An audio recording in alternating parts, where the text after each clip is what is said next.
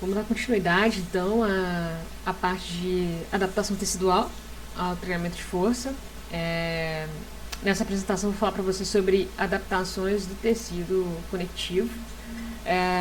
Bom, é mais uma ideia de vocês entenderem um pouco melhor as possibilidades desses tecidos, como que eles funcionam, né? E relembrar as propriedades estruturais desses tecidos, porque a gente tem pouco conhecimento sobre a adaptação desse tecido ao treinamento de força, né? Essa que é a verdade. Então, enquanto a gente tem uma abundância de trabalhos acerca das adaptações teciduais do músculo esquelético, né, sobre tendões e ligamentos nós temos, né, uma quantidade muito menor. Então, não há muito conhecimento acerca de como esses tecidos se adaptam ao treinamento de força, quais são as principais características do treinamento de força que vão favorecer a adaptação desses tecidos.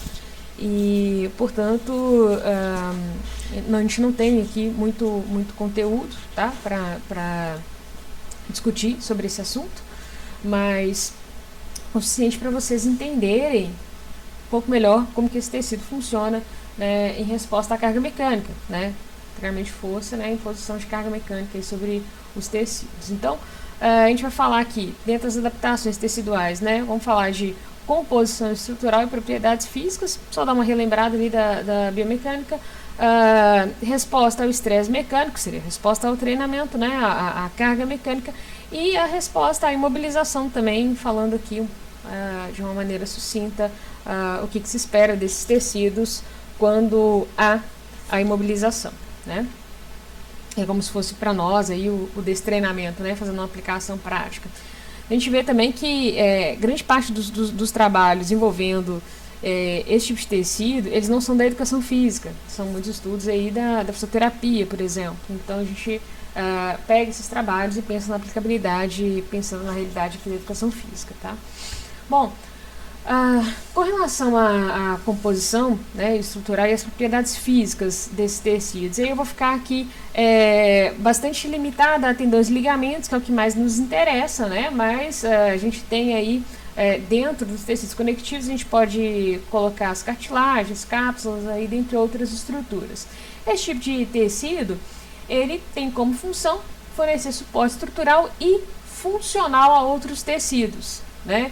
Então, o que seria do músculo, né, para fazer a transmissão de força para os ossos, né, para o movimento de alavanca, se não fossem os tendões? Então, a gente tem aí um suporte funcional, né?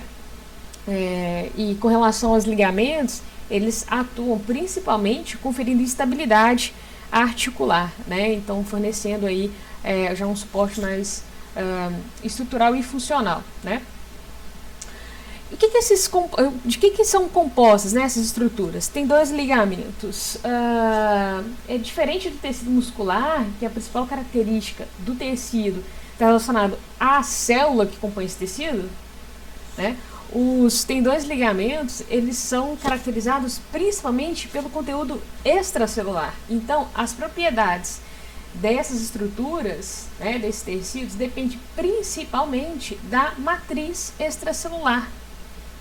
E o que tem nessa matriz extracelular, né, que caracteriza esses elementos? Então, nós temos em abundância a água, né, temos muita água na matriz extracelular, temos as glicosaminoglicanas, que vão ajudar a manter mais separados as fibras de colágeno, tá?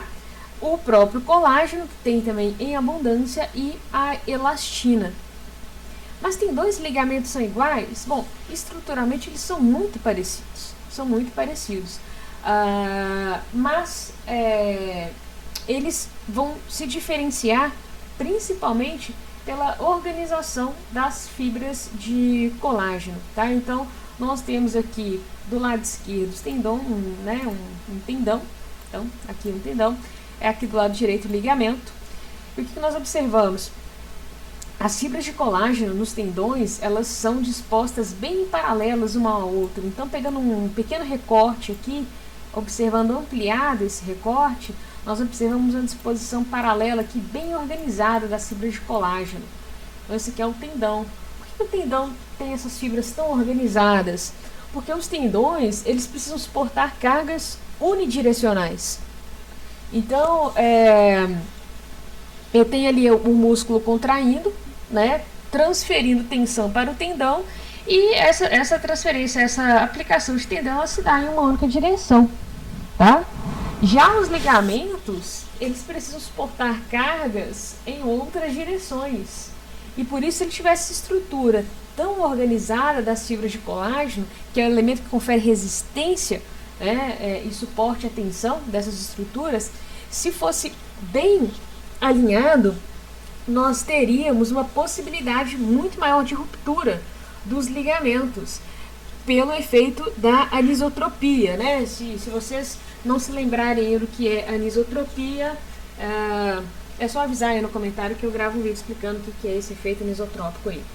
Bom, e aí nós observamos então a disposição dos ligamentos, das fibras de colágeno nos ligamentos, e muito mais bagunçado, né? Então, pegando aqui uma imagem reduzida e ampliando essa imagem, a gente vê que não tem uma organização em paralelo dessas fibras de colágeno. Eles são mais entrelaçados, né? São um pouco mais bagunçados, né?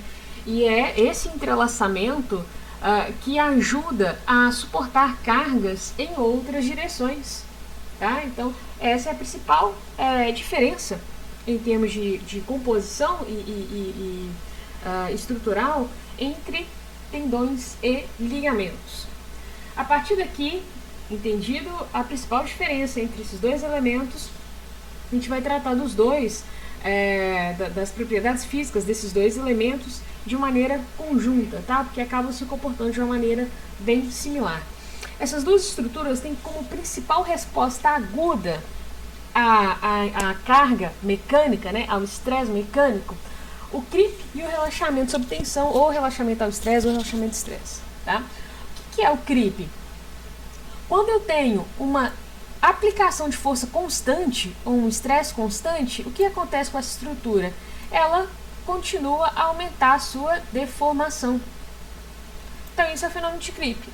A taxa de estresse é constante, né? Então, imagine que vocês começam a aplicar uma força constante em um segmento corporal, no sentido de alongar algum músculo, e vocês estão aplicando uma taxa constante de força. O que vai acontecer? A deformação vai continuar acontecendo.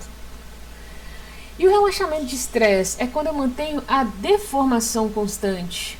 Então, o strain aqui, que é a deformação, é constante. O que acontece com a tensão? Ela reduz com o passar do tempo. Um outro exemplo, imagine o mesmo alongamento. Eu alonguei, cheguei com o músculo até uma determinada posição, tipo a DM máxima ali da articulação. Então, o músculo está bastante alongado. E ali eu mantive a posição. Então, um alongamento estático. Mantive a posição. Quando eu mantenho essa posição, tendões e ligamentos oferecem uma resistência contrária a essa deformação, né? Eu deformei esses elementos, então existe uma tensão contrária a essa resistência, né? Mas se a se a deformação é mantida constante, eu levei aquela articulação ali ao máximo ou perto do máximo e mantive aquela posição, então mantive o comprimento dessas fibras, o comprimento dos tendões e ligamentos. O que vai acontecer com essa tensão oferecida pelas estruturas em oposição à deformação? Ela vai diminuir. Então, a tensão aqui tende a ir diminuindo com o passar do tempo. Tá? Por isso o nome relaxamento. Né, relaxamento sob tensão. Então, impõe o músculo a um nível de tensão elevado, né, e impõe tendões e ligamentos a um nível de tensão elevado durante o alongamento. E se eu mantenho aquela posição por alguns segundos, a tendência é que a força necessária para manter aquela posição de alongamento, ela vai diminuindo com o tempo. Porque as estruturas de tendões e ligamentos, né, os elementos que compõem essa estrutura, eles se reorganizam internamente, conferindo uma resistência menor ao alongamento, né, ou à deformação. dessas estruturas, tá certo? Então esses dois são duas respostas importantes aí para a gente relembrar de tendões e ligamentos. E aqui nós temos uma curva bastante característica da resposta dessas estruturas de tendões e ligamentos à deformação, né? Então eu tenho aqui no eixo Y o estresse, podem entender estresse como tensão ou força, tá? E aqui a taxa de deformação dessas estruturas, né? Aqui está em percentual, certo?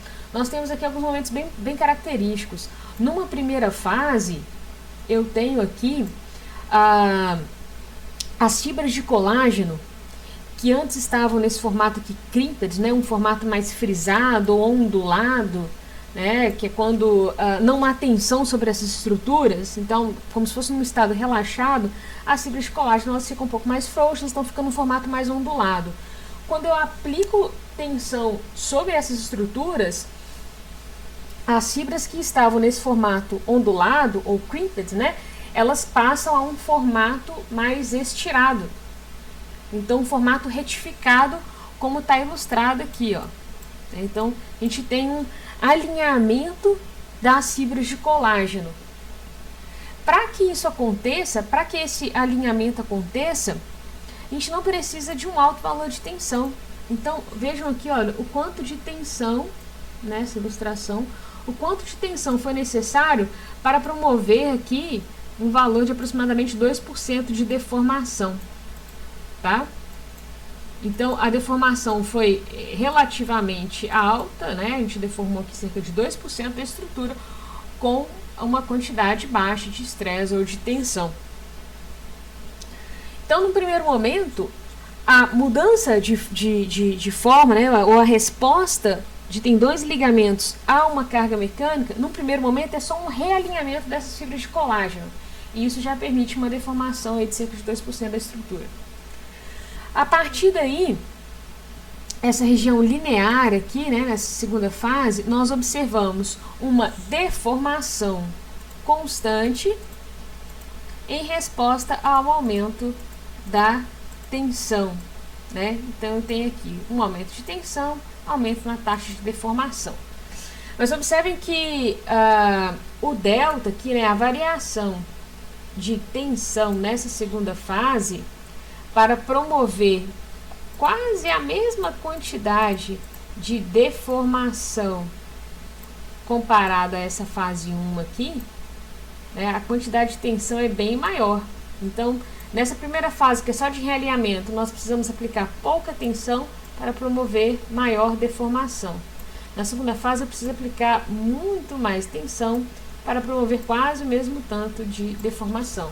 Porque aqui nesse momento eu já estou trabalhando, já não é mais só uma reorganização das fibras de colágeno, não é só uma retificação das fibras de colágeno.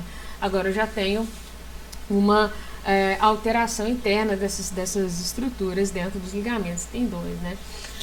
Bom, essas duas fases aqui, né, essa região inicial aqui e depois a fase linear, elas vão ser consideradas uma faixa fisiológica de ação dos tendões e ligamentos. O que quer dizer essa faixa fisiológica?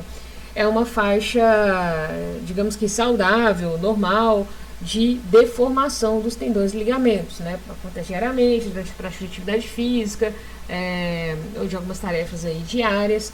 Quando é imposta uma carga sobre essas estruturas, há deformação, né?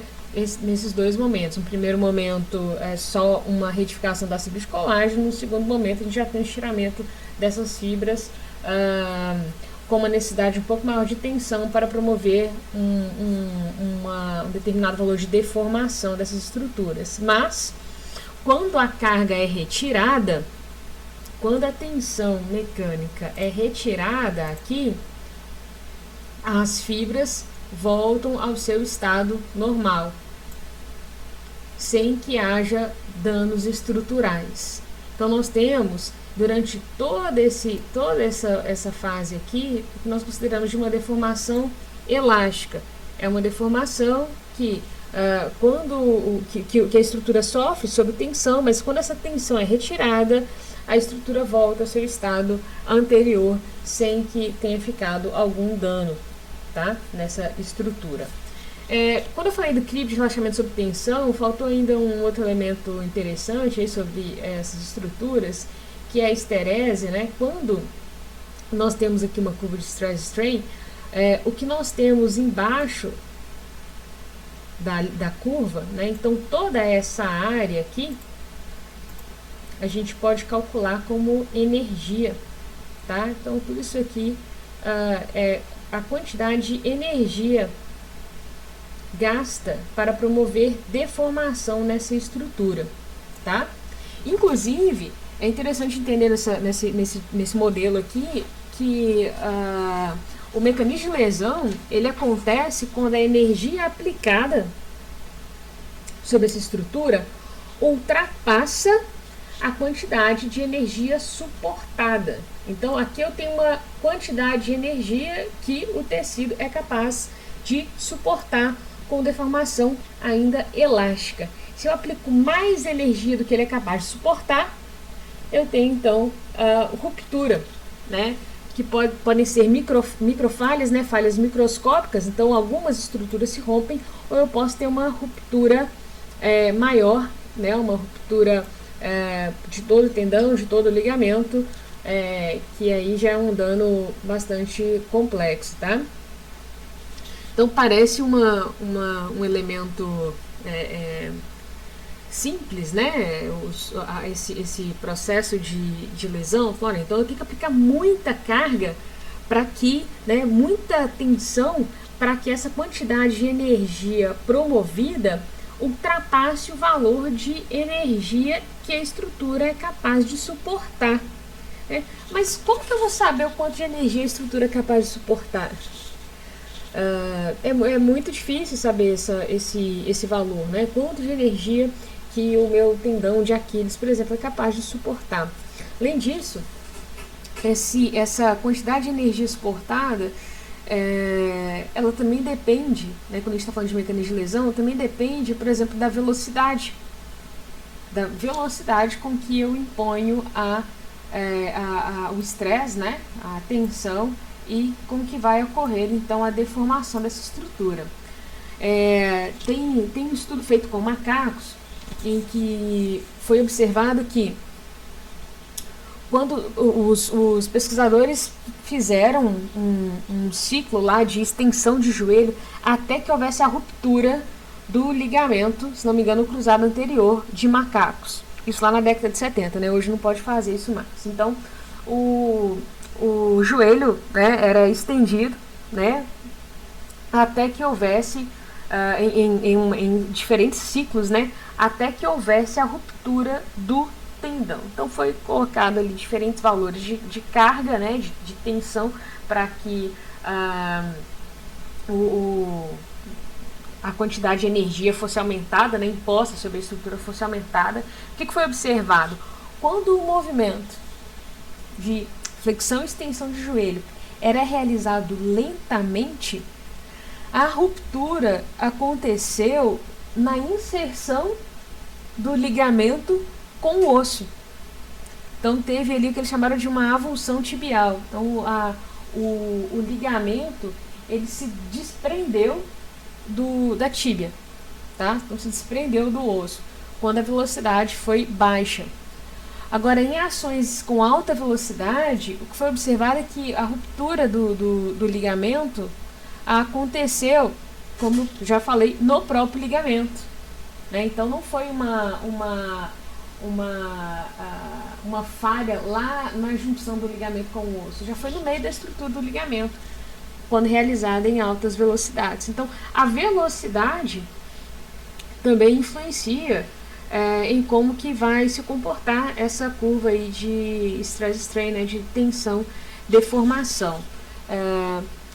Tinha separado um vídeo aqui só para lembrar, vocês já devem ter observado esse vídeo aqui de lesão do David Beckham, que ele rompeu o tendão de Aquiles, né? E numa ação que a princípio bem simples, olha a perna esquerda, estendeu, rompeu o tendão de Aquiles. Então essa lesão ela acontece quando essa quantidade de energia que a estrutura suporta foi ultrapassada, né?